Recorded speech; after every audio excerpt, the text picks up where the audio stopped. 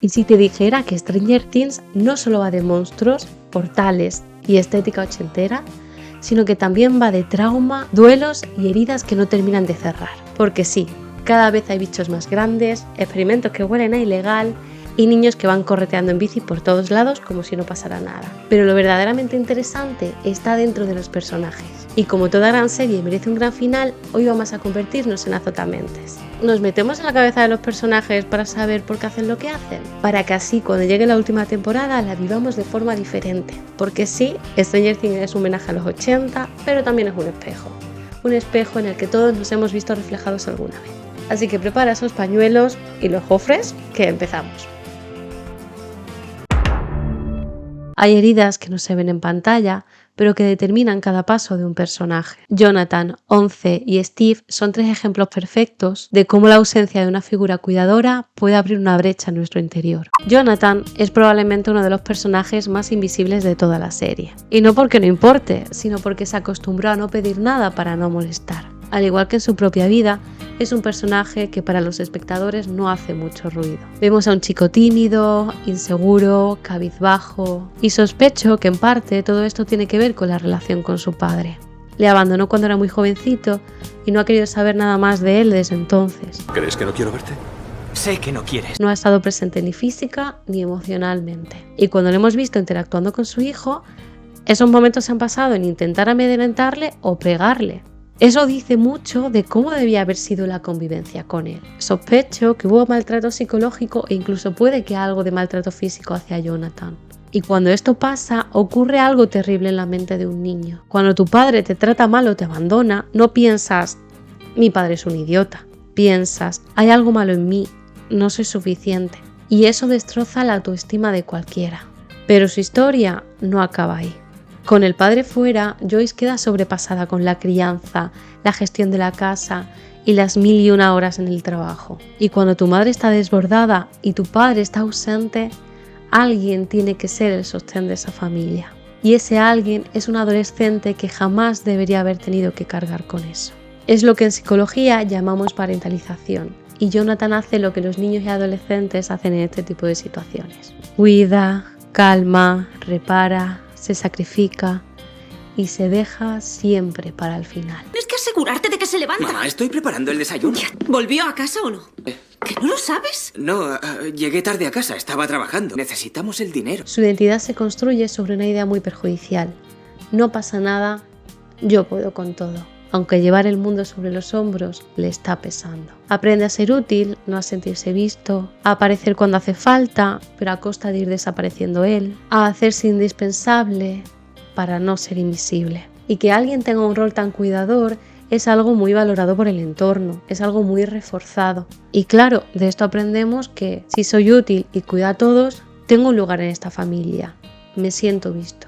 Esto al final se puede ir extrapolando a otras relaciones y que nuestras necesidades queden siempre en segundo plano. Así que Jonathan es un personaje muy adulto, pero espero que en esta última temporada poquito a poco pueda ir abriéndose y dejándose cuidar. Lo de Onze es, sinceramente, devastador. Arrancada de los brazos de su madre cuando tan solo era una niña, llevada a un espacio frío donde dejó de ser hija para ser tan solo un número. Y en este sitio la vida se resume en una idea muy triste. Si quiero afecto, tengo que ganármelo. Aprendió que la aprobación era la única forma de conseguir un poco de calor humano y que la desobediencia tenía un alto precio. Y a pesar de todo esto, ella consigue mantenerse fiel a sus valores, no hacer daño a otro ser vivo. Esa capacidad de decir esto no está bien cuando todo tu entorno te está diciendo lo contrario, me parece verdaderamente increíble y es súper admirable. Y lo que más me revuelve por dentro es que Brenner le obligue a llamarle papá, porque es que la palabra papá implica 2 relaciones muy peligrosas. Por un lado, de autoridad, porque cuando eres pequeño la palabra papá implica obediencia, y por otro lado afectiva. Como hija necesita cuidados y cariño, y la única manera de conseguir algo de este señor es haciendo lo que él pide. Por no hablar de los castigos, que ya vemos que hay físicos, pero es que a veces una mirada de desaprobación, un gesto de asco, de rechazo, duele muchísimo más que la encierren. Así que complacer se convierte en su forma de sobrevivir.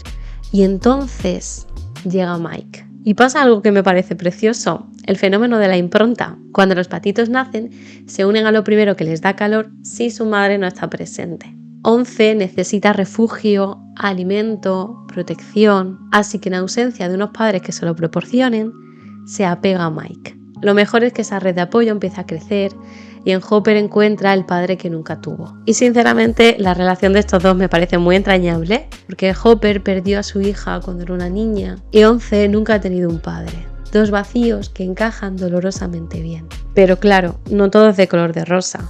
Hopper tiene la sobreprotección, la mantiene aislada, le da a entender que su madre ha muerto y todo esto unido a ver a Mike y a Max y sentir celos, ¿no? Y sentirse traicionada también por Hopper, la impulsa a irse a encontrar otro sitio donde pueda sentir que pertenece. Pero verdaderamente eso no lo encuentra en el grupo punk de 8 porque no comparten valores, no es un sitio cálido y amable. Así que cuando sus amigos están en peligro, cae en la cuenta de que ellos son lo que verdaderamente necesita y se pone en marcha para ir a ayudarles.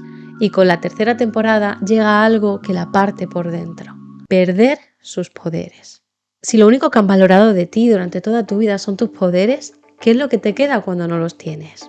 Hay que tener en cuenta que la autoestima bebe mucho de lo que nos dicen los demás, sobre todo cuando somos niños y adolescentes, que es cuando somos más vulnerables. Esas ideas las podemos ir interiorizando y hacer nuestras. Por eso entiendo que 11 sienta que está rota, que le falta algo, que no tiene valor al perder esto que tanto se ha valorado en ella. Y si a eso le sumas la supuesta muerte de Hopper, la distancia con Mike, empezar en un sitio nuevo y el bullying recibido por sus compañeros de instituto, la herida emocional se vuelve tan grande como uno de los portales de Vecna.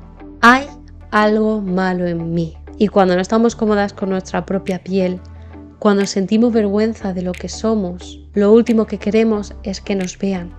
Así que se inventa una vida perfecta para Mike. Y antes de que él pueda decirle que la quiere con o sin poderes, está de vuelta al laboratorio. Sí, para ayudar a sus amigos, pero también porque piensa que sin poderes no es nada. Así que espero que en esta temporada 11 aprenda que el amor no se gana, simplemente se recibe.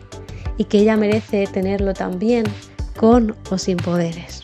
Y llegamos a Steve, el rey del pelo perfecto, el chulo playa oficial de Hawkins, pero que no tiene a nadie que le mire verdaderamente. En casa está solo, de hecho, es que creo que sus padres no salen en ningún momento de la serie. Y de los personajes principales, yo creo que más o menos conocemos a todos los familiares. Así que eso dice mucho de lo ausente que está su familia. Y cuando creces sin que nadie te vea, terminas intentando que lo haga todo el mundo. Así que Steve sobrevive haciéndose el chico popular. Y sí, eso incluye acosar a chicos como Jonathan. Pero todo cambia cuando aparece Nancy. Con ella, por primera vez, siente una conexión real. Y cuando Dustin entra en su vida, ¡wow!, se siente más visible que nunca. Porque Dustin no espera nada de Steve. No le admira por su fachada. Le quiere porque sí. Y Steve descubre algo que pensó que jamás era posible, que puede bajar la guardia, que puede cuidar, que puede ser él. Y ese Steve nos pone tiernitos, porque pasa de fachada a corazón. Solo necesita a alguien que le mire de verdad. Y ahora que lo está consiguiendo, estamos viendo su mejor versión. Una mejor versión que acaba paliada en todas las temporadas. Por favor, hacedle un seguro de vida a este chico, porque de una de estas yo creo que no sale. Como veis, Jonathan, 11 y Steve han tenido que crecer sosteniéndose a ellos mismos y han ido desarrollando sus propias estrategias para sobrevivir, para sentirse vistos. Y la verdad es que espero que puedan ir interiorizando que no son valiosos por lo que hacen, sino por lo que son. Stranger Things tiene monstruos, pero también tiene algo muy cotidiano, la lucha por poder ser nosotros mismos. Y no hay personajes que representen esto mejor que Nancy, Will y Robin. Nancy ha sido una chica buena toda su vida, intentando encajar en lo que la sociedad y su familia esperaba de ella. Responsable, trabajadora, agradable. Hasta que llega la adolescencia y aparece una gran pregunta: ¿qué es lo que yo quiero? Su rebeldía no empieza por Steve. La relación con Steve es la consecuencia de empezar a romper ese molde. La vemos escaparse de casa, mentir a sus padres e incluso traspasar sus propios límites. presionar a Barb para hacer algo que no quiere hacer, mirar a otro lado cuando rompen la cámara de Jonathan. Es una rebeldía torpe, impulsiva, pero muy humana. Y cuando Bárbara desaparece, esa rebeldía se transforma en determinación. Ahí nace la Nancy adulta, valiente, coherente y profundamente comprometida con lo que ella cree. Y esa adulta quiere romper con todo lo que le han enseñado. No quiere tener la vida que ha tenido su madre. Ella no quiere ser esa esposa cuyo marido trabaja y es un mueble más en casa. Ella quiere ser independiente, así que su verdadero conflicto no es con los monstruos, es la lucha entre lo que ella quiere y lo que esperan de ella. Nancy es la prueba de que crecer duele, pero también nos hace más libres y que romper el molde a veces es la única forma de empezar a vivir. Will vive en un mundo en el que ser diferente ya es bastante peligroso. Y eso sin añadir el mundo del revés. Sensible, creativo, dulce, sin ser lo que se espera de un chico de su edad en los años 80. Y además marcado por un trauma que le robó parte de su niñez. Lucha por recuperar su vida como si nada hubiera pasado, porque verse tan frágil en los ojos de los demás le hace sentir como si hubiera algo roto en él.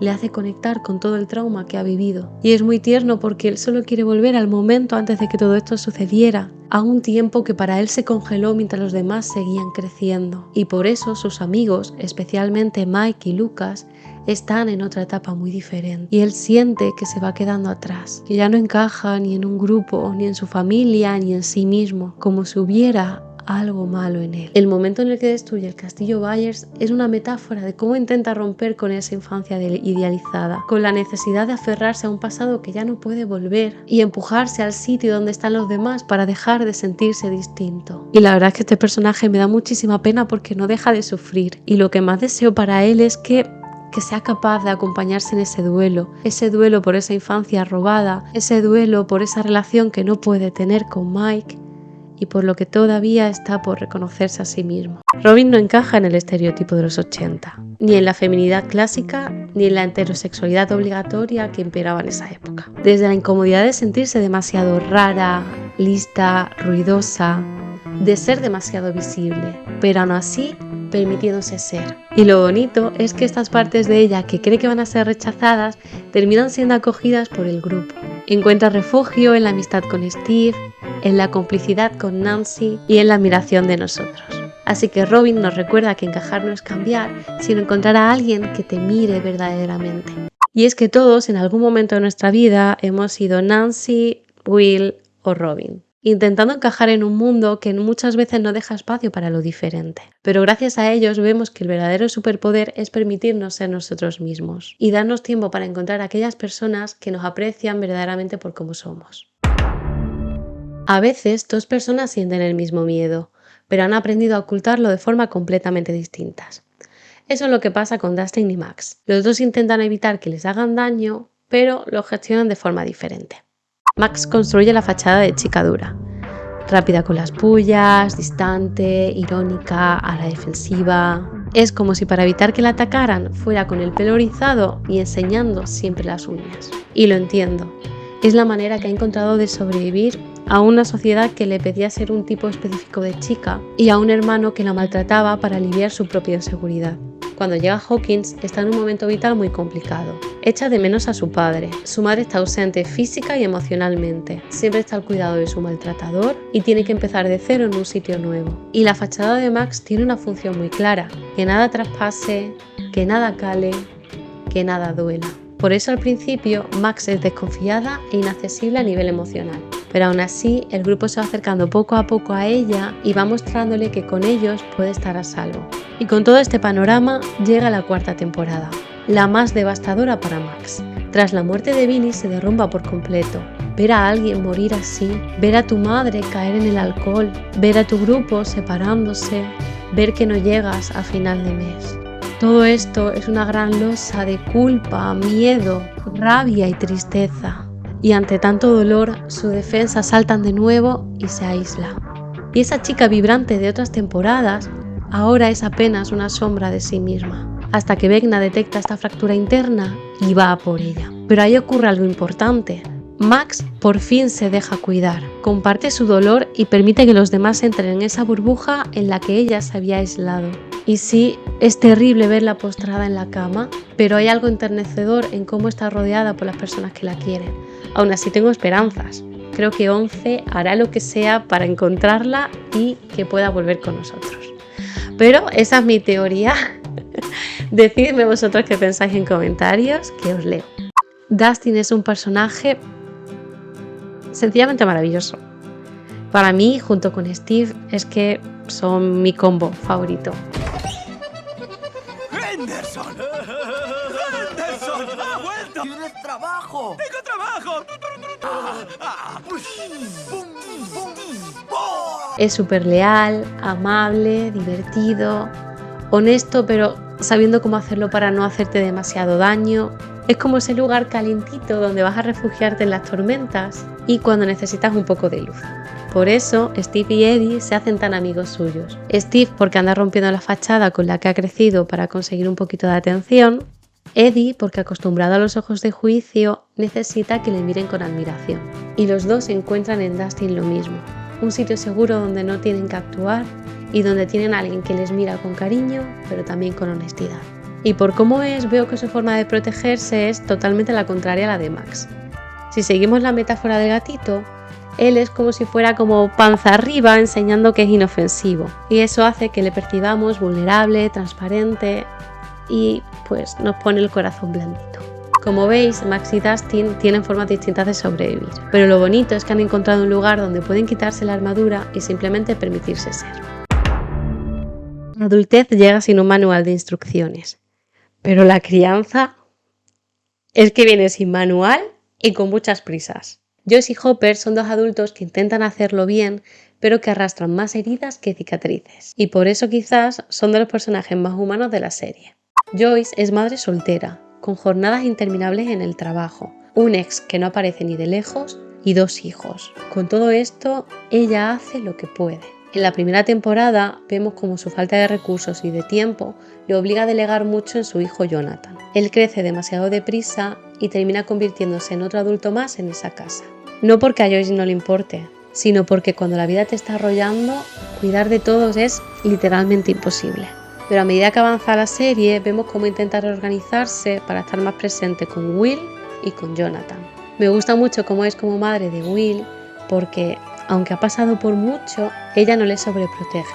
Le acompaña sin presionar, le escucha sin invadir y valida su miedo sin encerrarle en una burbuja. Y en cuanto a Jonathan, creo que está siendo cada vez más consciente del peso que carga su hijo y está cogiendo responsabilidad. Y la valoro mucho por eso, la admiro mucho por eso, porque a nadie le gusta sentirse culpable.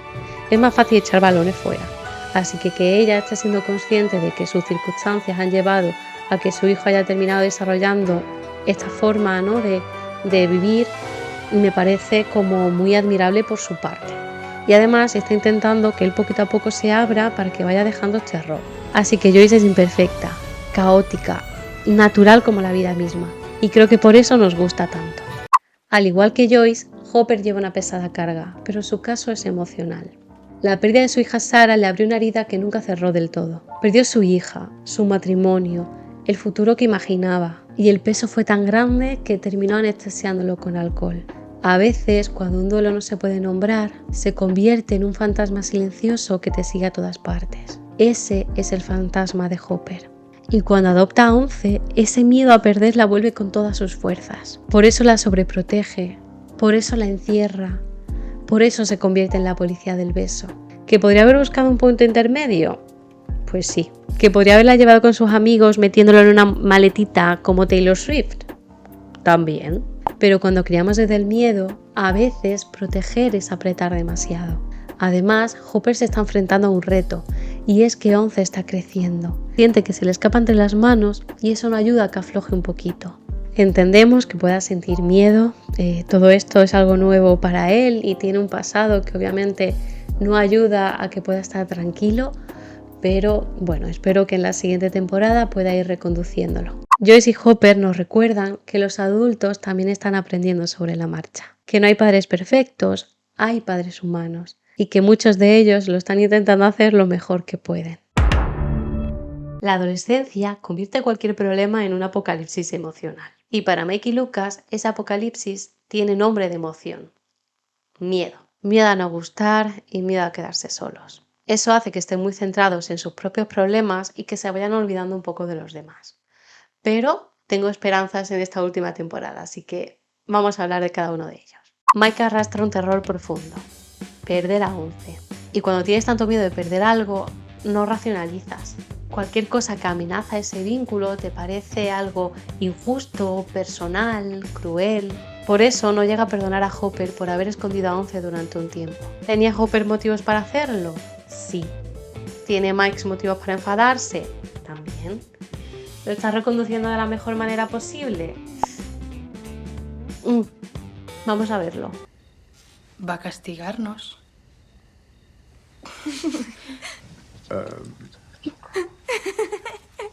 Pero es que en la cuarta temporada aparece otro miedo. Y si 11 se da cuenta de que yo no soy lo suficientemente bueno para ella. La tiene idealizada, la considera una superheroína. Y si ella está aquí, pues claro, todos los demás quedan por debajo. Así que se siente pequeñito a su lado. Y aquí entra Will, que pobrecito mío, es que no puede estar más enamorado. Mira a Mike con un anhelo que nos traspasa los huesos a todos a través de la pantalla. La cuestión es que él le recuerda algo fundamental. Cada uno en el grupo tiene un superpoder. Y el de Mike es ser el pegamento que les une a todos. Es ser ese corazón. Pero Mike se encuentra dentro de un torbellino emocional. No termina de creérselo, solo está intentando que 11 no le deje y está olvidándose un poquito del resto. Parece que en el último capítulo de la cuarta temporada va entrando un poquito en razón, pero no sé yo si nos va a sorprender mucho en esta quinta.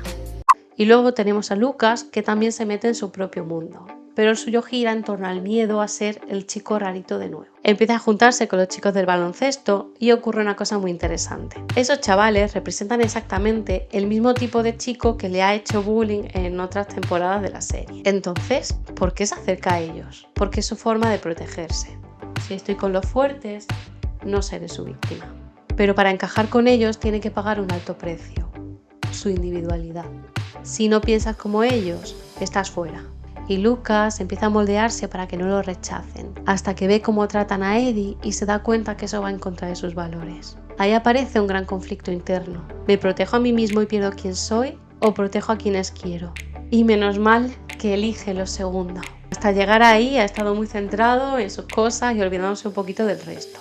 Pero bueno, creo que eso también nos demuestra que no hay personas perfectas, que todos podemos equivocarnos y que, aunque nos salgamos de nuestro caminito, siempre podemos reconducirnos y volver a él. Así que Mike y Lucas representan la parte más caótica de esta adolescencia y por eso nos gustan, porque representan ese pequeño desatrito que hemos sido todos alguna vez.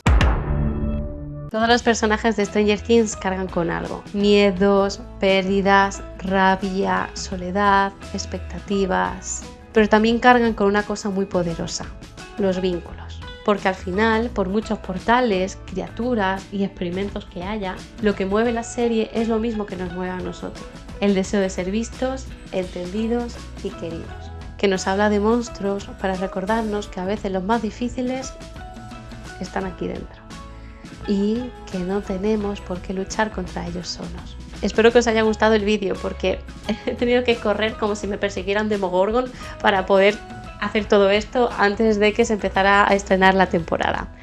Así que si es así, dejadme algún comentario, dadme me gusta, dadme una señal a lo Will con Joyce para saber que este es el tipo de contenido que preferís.